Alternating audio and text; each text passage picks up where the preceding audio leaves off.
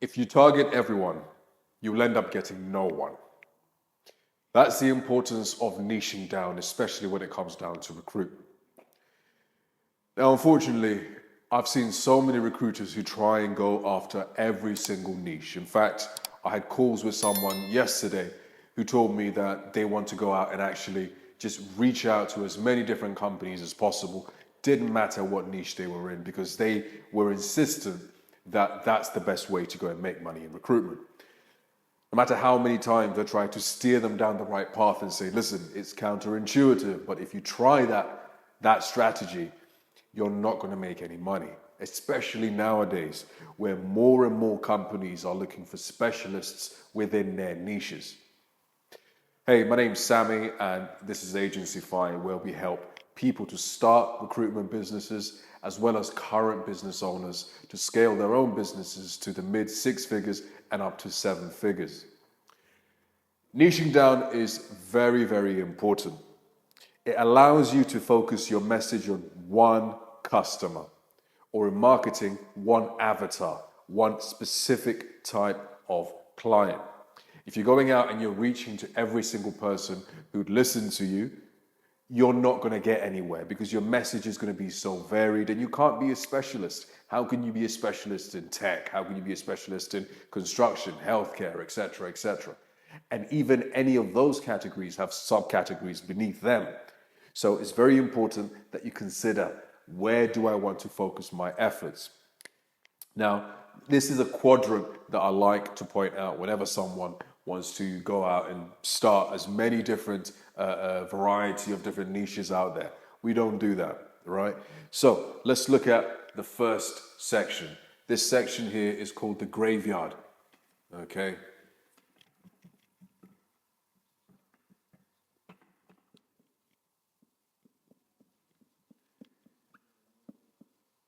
This is the graveyard. This is where you're not going to make any money, okay? Or even if you do make any money, it's going to be unsustainable for your business, and it's going to go out of business. And you're just going to move on. You're going to become employed, or you're going to continue with what you were doing before. Graveyard quadrant is niches like non-profits, charities, places where essentially there is one, low demand, right? And then secondly, the fees are so small or non-existent. You want to stay very, very far from graveyard niches. I'm just going to change my pen. Okay, so graveyard niches, this is an absolute no, right? Non-profit is one example. There's many different examples out there. Okay, non-profits, mostly things in the arts, for example. A lot of them, a lot of those guys don't really hire very often, or even if they do, they don't tend to pay very well, which means, of course, for you as a recruiter, your fee is also going to tank. Next, we're going to look at the grind, right? So we have the grind. We have different types of niches in here, okay? So the grind is where you have high volume and low fees. Think of your healthcare, okay? That's a predominant kind of a sector in here. Okay, I had a conversation a couple of weeks ago with a healthcare startup, agency owner, and they told me, listen, this is where I've come from. This is where I've got experience in. They were specifically going to go into care homes, right, and hiring people like that, care home managers, etc. And I just told them, listen, you need to stay very, very far away from that niche. They were even considering things like nursing, which, in my opinion, right, unless you're really, really passionate and, making money isn't the priority for you, you just want to kind of get by, which I just don't see why you would start a business if that's the case. But if it is, then healthcare is the one for you. But generally speaking, stay very far from healthcare, very low margins. You're going to be working, if you're doing healthcare, probably with the local council. You're going to be working with the government. You're going to have to do tenders. And of course, the government, and rightly so, they're going to want the best bang for their buck. And literally, they would choose another supplier over you if they can save £200, right? So stay away from healthcare. This is where you're going to be spinning your wheels, working really, really hard for very little juice at the end of it. You're squeezing, but nothing's really kind of coming out of it. So that's a big one. Next, you have, and this is an interesting one, this is what I call the mirage, right? So this is a quadrant where you're looking at niches that are very, very, very high fees, right? And you get sucked in. A mirage, right? It's an illusion. You get sucked in because you're seeing that fee that can come in. You're looking at 200K, 300K, 400K for VP. You're working with VCs. You're working with vice presidents. You're working with people like that who are earning millions, right? And so your fee, even if it's 20, 30% of that, you can imagine how much you'll be making. But that's a lot of times that's a mirage, right? Not all the time, but a lot of the times, because finding those people is extremely difficult. It's like finding unicorns.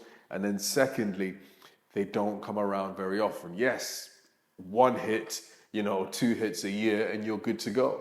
But it's feast or famine, right? And you don't really want that. You want your revenue growth to be constantly up and up, not like that. So Mirage, what's an example of this? I would say, if you're working with venture capitalists, for example, that's a pretty good example of that. You're working with executives within that industry. They make a lot of money, and so your fee is going to be high as well. But a lot of it is an illusion, okay? So I would stay away from that as well, unless you're open to that, and unless you're open to building some serious relationships as well, because the relationship building aspect on this side is much higher than any of the areas that we're going to talk about. Next, which we're going to talk about the sweet spot, okay? This is where I recommend, and this is where I teach all of our students at Agencyfy to focus on. This is the sweet spot.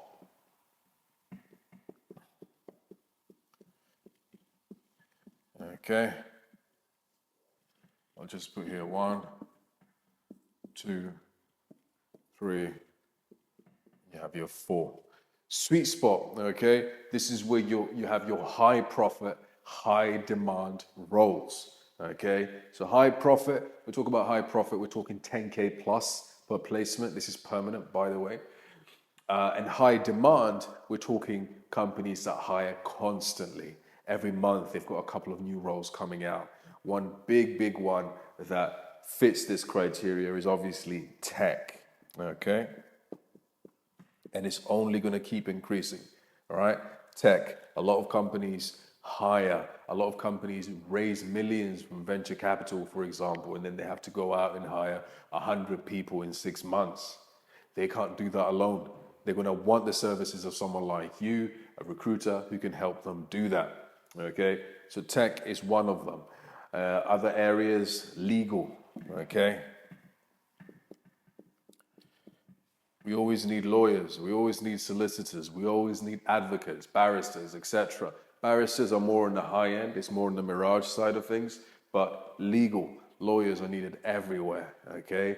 Super important, and the fees are very high, even higher than tech in a lot of cases. So that's your sweet spot there.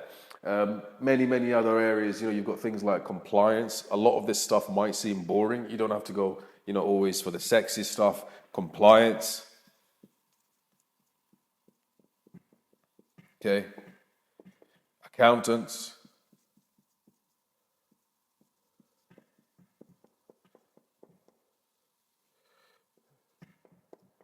Okay. Doesn't have to be sexy. In fact, a lot of the times, the more boring it is, the better, because a lot of people want to stay away from it. And you can go out and rake it in. Accountants are always needed. Compliance professionals are always needed. Lawyers, tech. There's countless other sectors that you can go into, or professions that you can go into and specialize in. And even once you've chosen a category from your sweet spot, you need to dig a bit deeper. So saying I want to work in tech, or we're a tech recruitment company, isn't really enough. When you go into tech, and I'm just going to expand it here, there's a million different areas that you can focus in. For example, there's mobile development, there's infrastructure, okay? There's obviously software developers, and they go into their own categories. There's, let's say, hardware engineering, okay? There's countless different areas. And so you have to, one, choose the main category and then choose a further category. In fact, you could even go further and say, mobile, but we focus specifically on Android, right? You might be thinking, Sami, listen, that's madness, that's suicide. Why would I want to go and niche that deep? I'm not going to have any candidates. Wrong. That's exactly why you want to niche. You want to get to a point where let's say 200 to 300, okay, candidates on a first name basis, and they want to know you on a first name basis.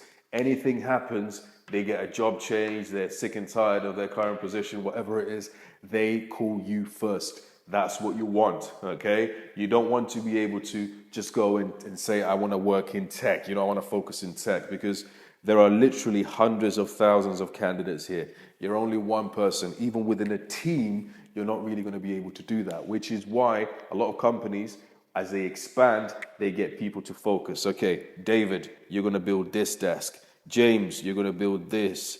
Ashley, this. Muhammad, this, etc., etc. But if you're just doing it yourself, you need to choose a subcategory and go and pursue that and then expand, Amazon, when they started out, they weren't the everything store. They were the bookstore, online bookstore. And now they sell everything in your grandmother in there. Everything is on Amazon. So just make sure when you're going out and you're finding a niche, or even if you're expanding your business, right, and you want to expand even further, you focus on the sweet spot. Don't go into any of these other guys here. The biggest mistake I see is people making this mistake right here, choosing niches like healthcare, choosing niches like what can I say here? Even teaching. Teaching is slightly further down, but still, even teaching, you're going to be competing on price here. You're going to be competing with organizations that will literally drop you for a couple of £100 because another recruiter said they can make them that saving. Literally, I've seen this before. So stick within the sweet spot. There are hundreds of different categories you can choose from here. We can help you with all of this at Agencyfy. If you're interested, find more information on the description. And if you like this video and you found it valuable, make sure you like, you comment, and you share it with someone who might be interested. Hey, thanks for watching the video. Before you go, let me quickly tell you why you should subscribe. If you're serious about making money in recruitment, whether you're a business owner trying to scale, a recruiter looking for independence, or an entrepreneur, or a salesperson exploring the industry, this channel is built for you.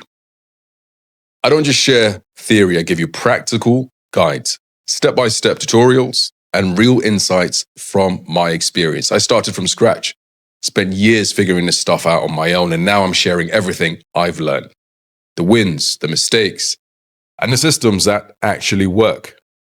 This is real, on-the-ground knowledge from someone currently running multiple recruitment agencies, managing teams, and building systems that scale. If that sounds like something you want to be a part of, make sure you like, follow, and subscribe. I post new videos like this every week, and I also share more insights on my Instagram, things you won't find in any formal degree. So go ahead, check out the next video, and let's keep growing.